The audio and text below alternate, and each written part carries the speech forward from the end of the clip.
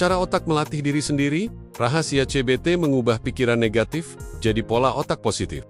Pernah merasa otakmu kayak tukang gosip yang hobi nyebarin berita buruk tentang dirimu sendiri, padahal nggak ada bukti apa-apa, tapi otak udah sibuk bikin skenario bencana. Nah, ternyata otak bisa dilatih ulang.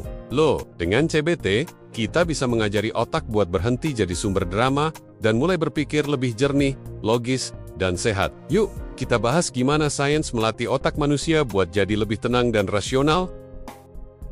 Sebelum belajar CBT, kenalan dulu dengan sahabatnya Cognitive Bias Modification (CBM). CBM adalah latihan mental untuk mengubah kebiasaan otak yang suka berpihak ke hal negatif. Otak kita sering berasumsi cepat kalau seseorang nggak balas chat, berarti dia marah.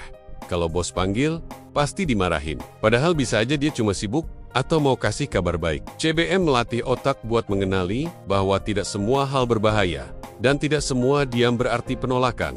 Dengan CBM, otak belajar melihat situasi lebih objektif. Dan ketika CBM digabung dengan CBT, keduanya jadi paket lengkap. CBT melatih kesadaran berpikir, sementara CBM memperbaiki refleks otomatis otak yang bias. Hasilnya, pikiran lebih realistis, hati lebih tenang, dan reaksi emosional lebih seimbang. Otak kita bukan mesin pencatat kenyataan, tapi mesin peramal. Ia nggak menunggu peristiwa terjadi, melainkan menebak lebih dulu berdasarkan pengalaman masa lalu. Kalau dulu kamu pernah ditolak, otak akan cepat mengira semua penolakan berikutnya akan sama sakitnya. Prediksi ini membuat kita bereaksi bahkan sebelum fakta muncul. Yang satu melihat bencana, yang lain melihat peluang. Padahal, hujannya sama. Perbedaannya bukan pada dunia luar, tapi cara otak mereka memproses sinyal. Disinilah akar dari bias kognitif saat otak menafsirkan dunia sesuai ketakutannya, bukan realitanya.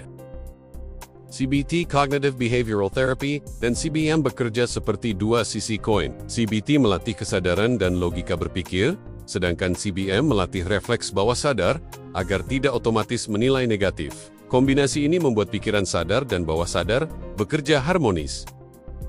Saat latihan dilakukan berulang, otak mulai membentuk jalur baru. Jalur negatif makin jarang dipakai, sementara jalur rasional makin kuat. Sama seperti olahraga fisik, otak pun membentuk otot mental baru setiap kali kita berpikir sehat.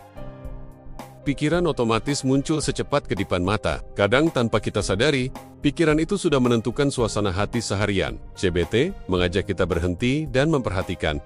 Apa sih yang barusan aku pikirkan? Kesadaran ini adalah pintu pertama menuju perubahan. Saat kita menulisnya, pikiran yang tadinya samar jadi konkret. Kita mulai sadar, bukan dunia yang bikin stres, tapi cara kita menafsirkan dunia. Inilah langkah pertama, awareness. CBT mengajarkan kita berpikir seperti ilmuwan.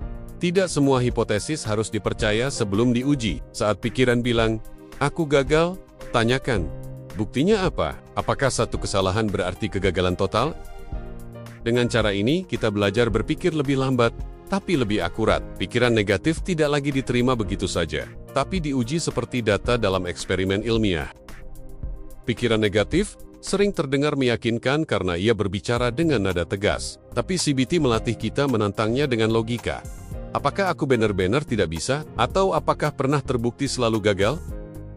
Setiap kali kamu menantang pikiran negatif, otak sedang berlatih mengaktifkan area rasionalnya. Lama-lama, suara ketakutan kehilangan kekuatannya. Yang tersisa adalah suara tenang dari logika.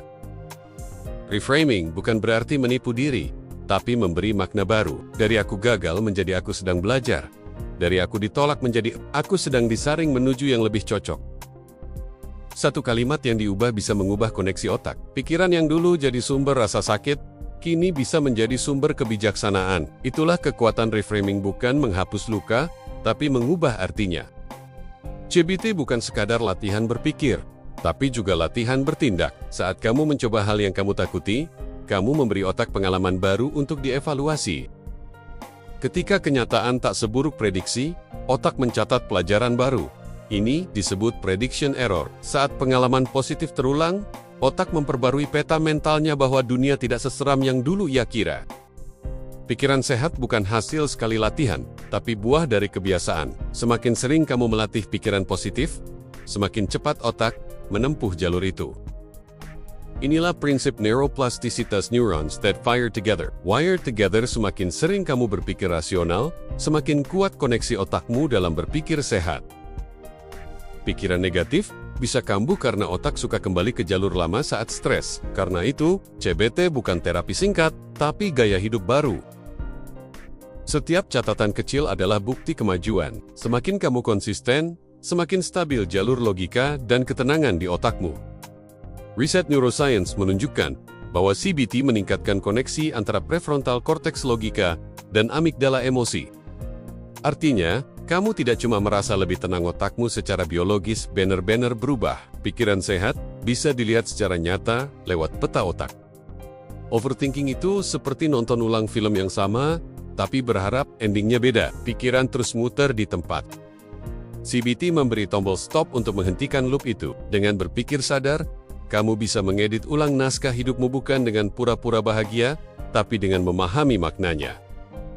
Mindfulness adalah latihan menyadari tanpa menghakimi. Pikiran datang dan pergi, tapi kamu tetap tenang di tengahnya. Saat kamu menyadari pikiran tanpa menolaknya, otakmu belajar bahwa tidak semua yang kamu pikirkan adalah fakta. Ini menciptakan ruang bagi kedamaian batin. Dukungan sosial memperkuat perubahan otak. Saat orang lain menerima dan mendukungmu, otakmu belajar bahwa dunia aman. Setiap validasi, pelukan, atau kalimat kamu nggak sendirian memperkuat jalur positif di otak. CBT jadi lebih efektif ketika dijalankan dalam lingkungan yang mendukung. CBT tidak harus di ruang terapi. Kamu bisa melakukannya lewat catatan harian, refleksi 5 menit, atau latihan napas singkat. Latihan kecil tapi konsisten menjaga jalur otak tetap sehat. CBT bukan sekadar pengobatan, ini gaya hidup baru untuk berpikir dengan tenang. CBT bukan sekadar terapi, ini ilmu tentang manusia, tentang bagaimana pikiran membentuk emosi dan perilaku. Saat kamu berhenti percaya pada narasi lama dan mulai menulis ulang kisahmu dengan cinta dan logika, disitulah penyembuhan sejati dimulai. Kadang otak bukan musuh, cuma murid yang salah belajar. CBT adalah sekolah bagi otak, mengajarkan logika, kesadaran, dan kasih sayang agar hidup terasa lebih ringan. Mulailah hari ini. Catat satu pikiran negatifmu, tanyakan apa buktinya, dan lihat bagaimana otakmu perlahan belajar berpikir lebih jernih.